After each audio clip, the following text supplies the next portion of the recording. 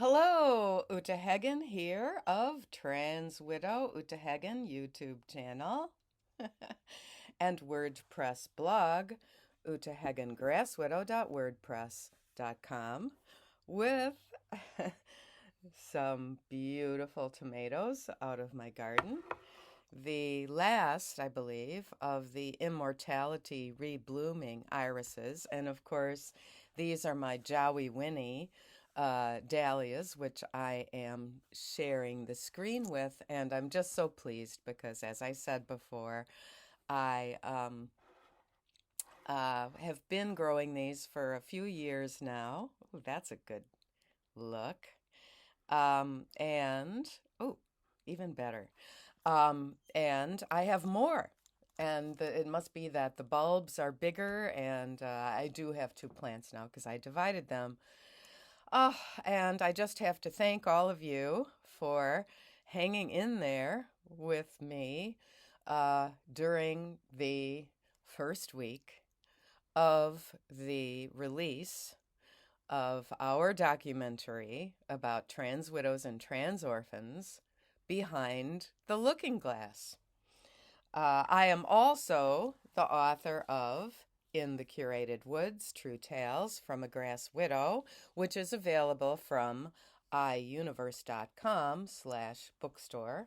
And that is in ebook, so you can read it on your Kindle or in the paperback, which I showed you.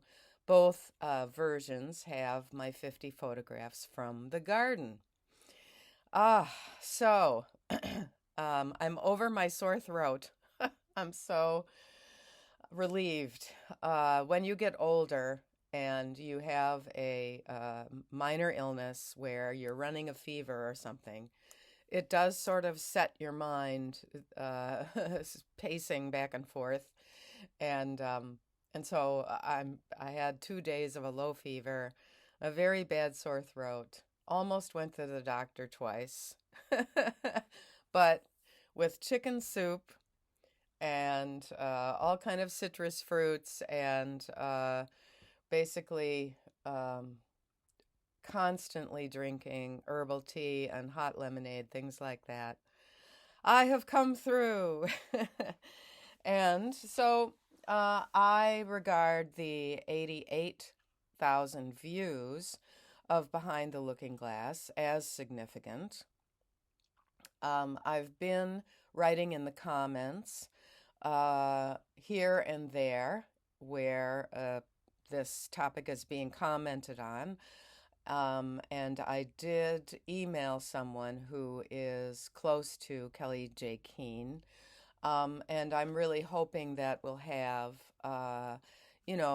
some comments and kind of like reviews in the biological reality world for this. My understanding is that Vaishnavi Sundar, the auteur, is going to release on her Lime Soda Films channel some of the complete raw footage of those of us who can appear on screen. And I've already written to her saying you have my full permission to include every second that we did. I can't remember now whether it was 2 long interviews or 3 interviews. Anyway, I'm very happy for all of us. I'm very happy for Emma Bryn and all of the children of these men that she represents. I'm hoping actually to talk with her soon and collaborate on something. Oh, okay. Now, I kept on doing while I was running my fever. I kept on doing the transcription of these articles Genevieve Gluck presented in the film, which came under the heading Letters from Female Impersonators. And that was from the 1950s and 1960s in these pamphlets published by a Jersey City, New Jersey publisher called Nutrix, Nutrix.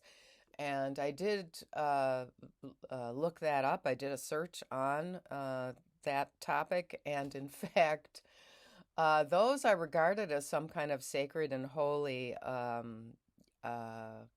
texts by those who are documenting the TQIAA plus 2S uh, archives of trans world.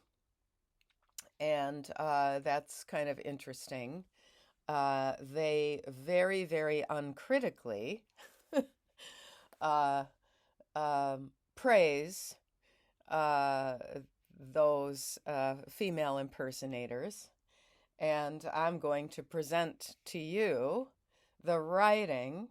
It was actually kind of tricky to pause behind the looking glass on the places where the text appeared. And I'm kind of proud of myself that I was able to do that. Okay, so here's the first one who I don't know. I don't think we have his Dorothy name or whatever it was. I want to write to you, telling you how much I enjoyed reading about people who like to dress in women's clothes as I do. Very interesting that he says people and not men. Publishing more of these booklets will greatly help the position of those of us who feel the desire to dress in female clothing, all too often merely for the sensationalism and to sell newspapers. Smear stories, that is, smear stories, are printed of a downgrading nature about men in female disguise. Well, at least it's a more accurate description. I am now, oh yeah, this one. I am now 26 years old and have been wearing female clothing since I was 15. I was first fascinated by high heels and wore them whenever I could. Later, I began dressing in my sister's clothes, girdles, etc., and finally began to use makeup. I wonder if the sister knew about this at all. Of course, I did my dressing up in female clothes on the sly and in private, for I was too shy and bashful to appear in public for fear of being treated with scorn and derision. I personally think that the scorn and derision that is occasionally, I would say rarely actually, expressed publicly towards these guys is what they're looking for. They're looking for attention. And so my advice is, when you notice this, which you can usually do in the first 5 seconds, ignore them. Cross the street, look the other way. Do not give them negative or positive attention. They have a psychiatric illness and they need to get connected to nature and back to their male body. And there's a lot wrong with this unbalanced approach to life. Okay, and then this 26 years old says, I have been married for 6 years. So he got married when he was 20. This is probably from the 1950s. And for 4 of those years, dressed in women's clothing without my wife's knowledge. Finally, I told her of my desire for female garments, and although shocked and a bit angry, she gradually did not think it was too bad. Gradually, she came to accept the idea. You know, if any of these women are alive, whose husbands, were in the Beaumont Society or the Casa Susana group, doing these weekend, resort flings, dressing up and impersonating women, please do contact me through my WordPress blog. It's always in the notes, utahagengrasswidow.wordpress.com. There's a contact form on the main page in the upper right. Uh, okay, so I just do really feel for these women because it is, it's insulting and erasing. Okay, here's the next one. I wonder if the professional female impersonators wear a bra and panties when they go to bed at night, like I do. Not very many women do that. We have no need to do that. We intend to go to bed and go to sleep. I have purchased several nice dresses to wear when women friends call on me, and I enjoy dressing up in women's clothes for them. You know, uh, okay, I don't get it. Don't know what to tell you. Um, I think it was the lure of the forbidden. Um, I really, nothing violent or nasty needs to be said. It's just that, no, we're not going to lend you our clothes. And no, we don't find it interesting. Go find something useful to do with your life. Uh, I like my dual role of man and maid, MAID, and I find that real girls also get quite a kick out of seeing me mince around walking in high-heeled shoes. I like the attention I receive from the girls, and I do my best to walk and talk exactly like them. It has taken quite a bit of practice to learn to walk easily and daintily on the high heels. But I have mastered the art of taking short feminine steps instead of the fast masculine gait. And this reminds me of a David Hayton. Now I can't think of his female name that he took, and I'm going to leave it that way. The David Hayton comment that he made that when he's walking out at night, of course, in his constant female persona attire, that if he feels that he's being followed, he's this like 6 foot tall bloke, right?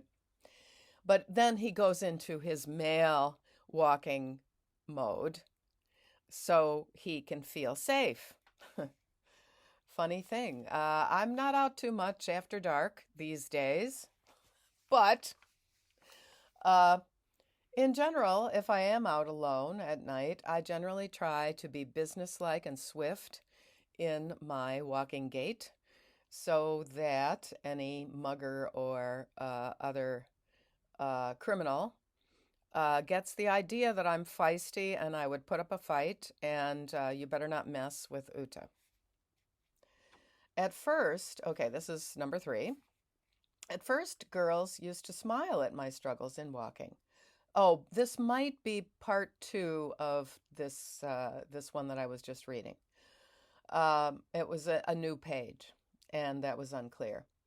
At first, girls used to smile at my struggles in walking, but now they applaud my efforts and tell me that I am doing very nicely. This sort of praise coming from real girls is music to my ears, for I am trying my best to become a girl, and am looking forward to the day when I will be able to appear in public and be accepted as one of the girls. Uh, uh, Looking once again at the photographer of the professional female impersonators, which I have bought from the Nutrix company, 25 cents each, I notice that they are very friendly towards each other.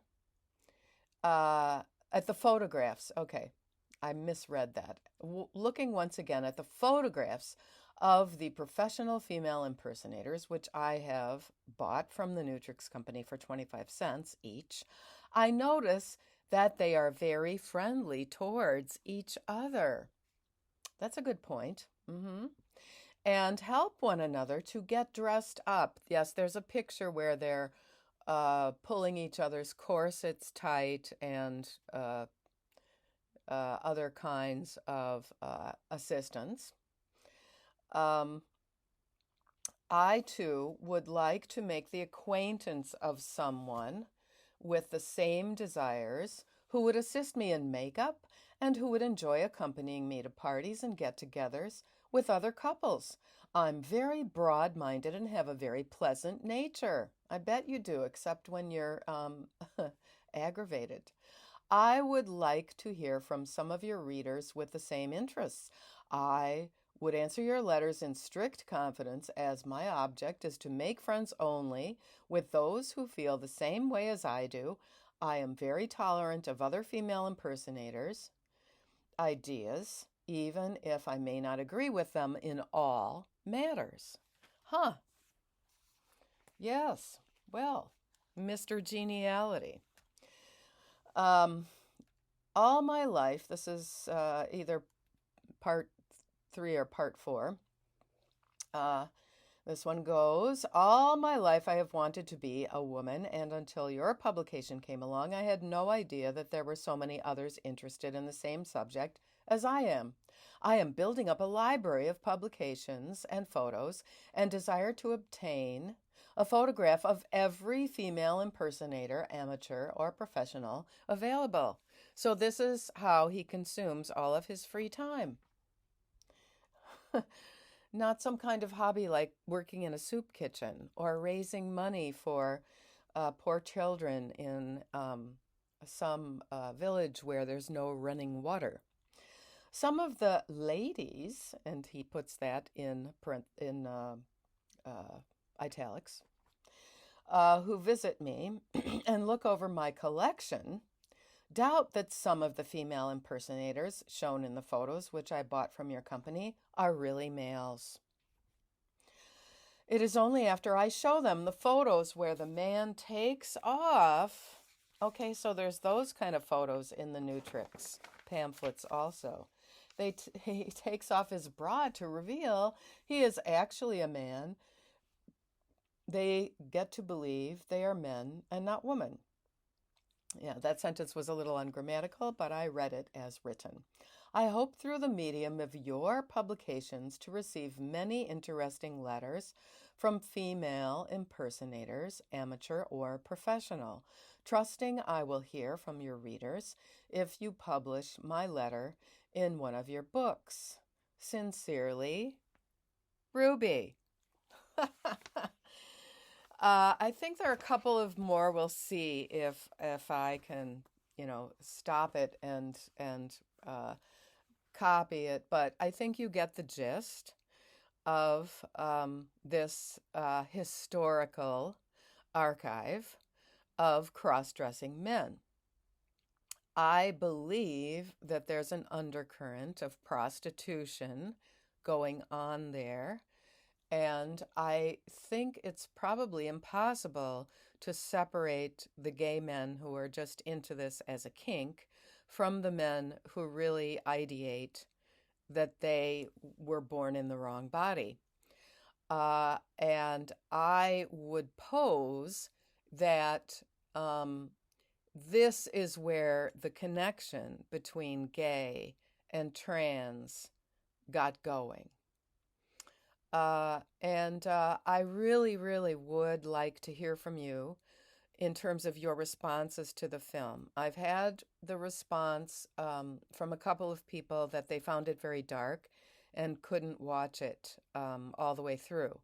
But I do urge you, look, if you can't watch the parts in the middle, then, skip to the last third, because we older women are suggesting how we could be supported, how we trans widows could be supported.